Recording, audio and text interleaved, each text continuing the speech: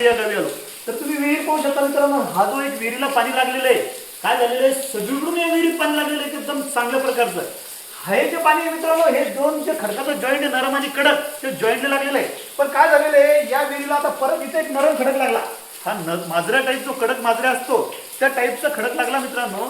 पण त्या खडकातून आपल्याला जसं पाणी अपेक्षित पाहिजे त्या हिशोबाचं पाणी नाही। काय झालेलं आहे, खडक नरम आणि कडकचं जिथे जॉईंट येत असतो ते जॉईंटला पाणी येणं अपेक्षित असते।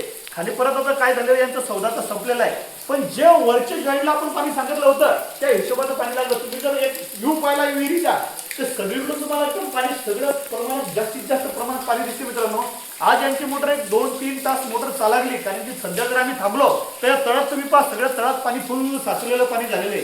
कारण की सगळीकडून पाणी या विहिरीला जशा हिशोबात पाहिजे त्या हिशोबाचं पाणी आजच्या स्वरूपात लागलेलं आहे। सगळ्यात महत्त्वाचं काय असते मित्रांनो, मी प्रत्येक व्हिडिओ सांगतो, कडक आणि नरमच्या जॉईंटला पाणी लागते।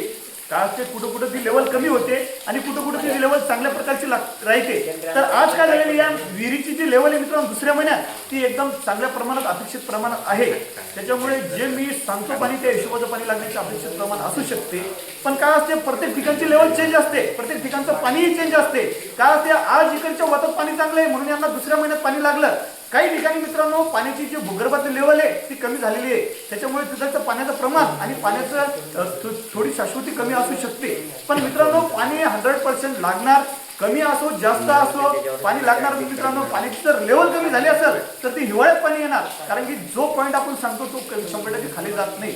एखादा आपण 100तून 10 आपली खाली जाऊ शकतात, पण 90% लोकांना ज्याप्रमाणे पाणी सांगतो आपण त्या हिशोबात पाणी लागते मित्रांनो। आता हे जे आमचे गणेश उगले आहेत, गणेश उगलेले एकदम चांगल्या प्रमाणात पाणी लागलेले आहे। त्यांचं जे क्षेत्र होतं तुरीचं आज ते 100% इरिगेटेड झालेलं आहे मित्रांनो। ते 100% पुढच्या वर्षी या क्षेत्रात तुमचा गहू हरभरा तुम्हाला दिसेल। धन्यवाद।